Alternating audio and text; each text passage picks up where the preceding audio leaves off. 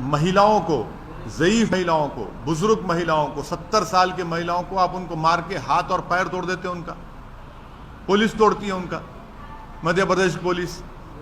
ये आप काम कर रहे हैं। राजस्थान में हुआ, क्या कर राजस्थान कांग्रेस सरकार? भाई आपकी सरकार ने उनको परमिशन दिया।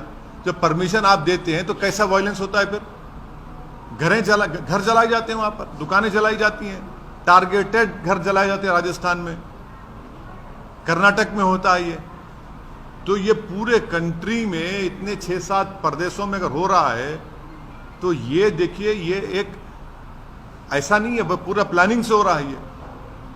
और आप टारगेट कर रहे हैं वो मुस्लिम माइनॉरिटीज को। सिर्फ क्यों कर रहे हैं भाई मुस्लिम टारगेट? आप पहले आप बोलते हिजाब नहीं पहन सकते, सेकुलर स्टेट है, गोश्त नहीं खा सकते, सेकुलर स्टेट है क्या? फिर आप कानून बना देते फिर उसके ऊपर। कहां पे रुकेगा बात? ये mob lynching, state sponsored violence, अब स्टेट कॉम्प्लिसिट वायलेंस, और संघ परिवार लो इंटेंसिटी वायलेंस कर रही पूरे देश में। ये परफेक्ट कर चुके हैं अपनी चीज को। लो इंटेंसिटी वायलेंस करते हैं, यहां करो, वहां करो, इधर करो। सरकार की जिम्मेदारी बताइए, सरकार की जिम्मेदारी है ही नहीं। आप सो रहे थे, कैसा दंगा होने दिया आपने? कितने पुलिस वालों को सस्पेंड किया आपने? कितने आईपीएस अफसरों को सस्पेंड किया आपने? इससे बात साबित हो रही कि आपकी पूरी रजामंदी से, जिसको हमने कहा अंग्रेजी का लफ्ज स्टेट कॉम्प्लिसिट वायलेंस है, बिहार में होता है, हमारे खिलाफ बातें करते हैं, बकवास करते हैं। कैसे मस्जिद के बजा के झंडा लगाते हैं भाई? आप बताइए, कैसे लगाते हैं कोई भी? इसका जिम्मेदार कौन है? मैं हूं जिम्मेदार उसका।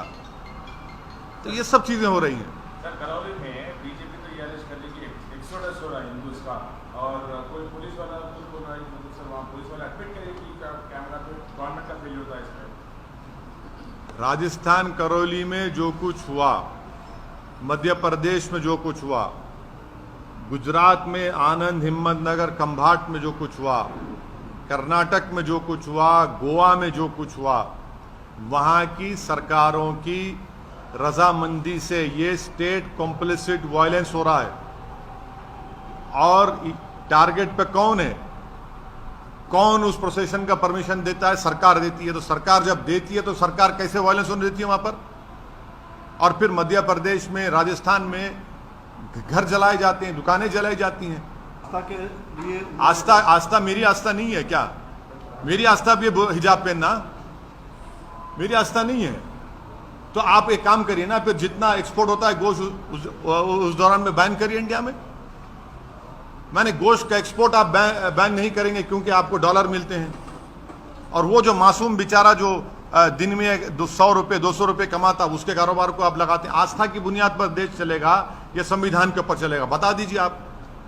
फिर मेरी आस्था क्या क्या होगा बताइए?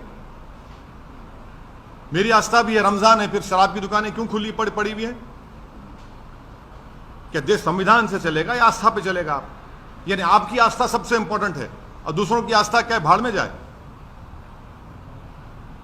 आपने हिजाब की बात की तो कहा नहीं भाई यूनिफॉर्म है, फिर यहां पर यूनिवर्सिटी में क्या गोश्त खाना क्या आस्था आ गया? कहां से देश कौन सी राह पे जा रहा है? बीजेपी को, संघ परिवार को हम शुरू से कह रहे हैं कि जिस राह पे आप इस देश को लेकर जा रहे हैं, इससे देश कमजोर हो रहा है। देश कमजोर हो रहा है, ये सरकार की जिम्मेदारी है।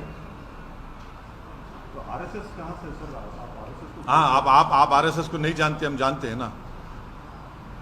आरएसएस का स्टेट वायलेंस बोल रहे हैं। आपको हम बोलेंगे किताब पढ़ो, we our nation defined, bunch of thoughts. ये 2 किताबें आप पढ़ लो जिसमें आरएसएस के उस वक्त के सर संचालक खुद कह रहे हैं कि जब जुलूस निकलता था तो मैं बाजा बजाता था बोल के।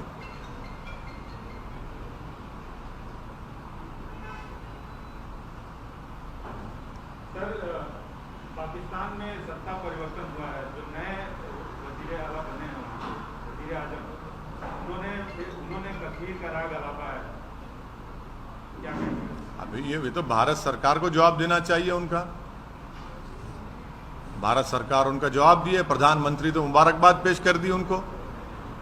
नहीं, आप हमसे सवाल कर रहे हैं। नहीं सुनिए, नहीं प्रधानमंत्री ने क्या जवाब दिया? प्रधानमंत्री ने मुबारकबाद दे दी उनको।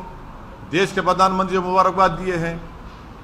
नहीं, प्रधानमंत्री ने उनको मुबारकबाद दी है और कहा कि भाई इस खित्ते के अमन के लिए हमको अमन को बरकरार रखना चाहिए, टेररिज्म खत्म करना चाहिए। अब देश के प्रधानमंत्री मुबारकबाद दे रहे हैं तो ओवैसी से क्यों सवाल किया जा रहा है? सर आप कश्मीर से हमसे सवाल क्यों करते हैं? प्रधानमंत्री से भी करिए। अरे हाँ, अरे जब नहीं, देश के प्रधानमंत्री जब मुबारकबाद दे रहे हैं शहबाज शरीफ को, तो ओवैसी को क्यों घसीट रहे हैं इसमें आप?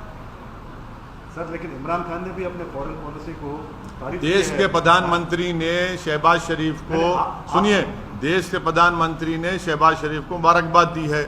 देश के प्रधानमंत्री ने, जब शहबाज शरीफ के बड़े भाई नवाज शरीफ प्रधानमंत्री थे उस मुल्क के, तो अफगानिस्तान से अचानक जब उन्होंने देखा कि शहबाज शरीफ के घर में लाइट दिख रही तो उन्होंने उतर गए, वहां पर दावत में चले गए बिन बुलाए मेहमान बनकर।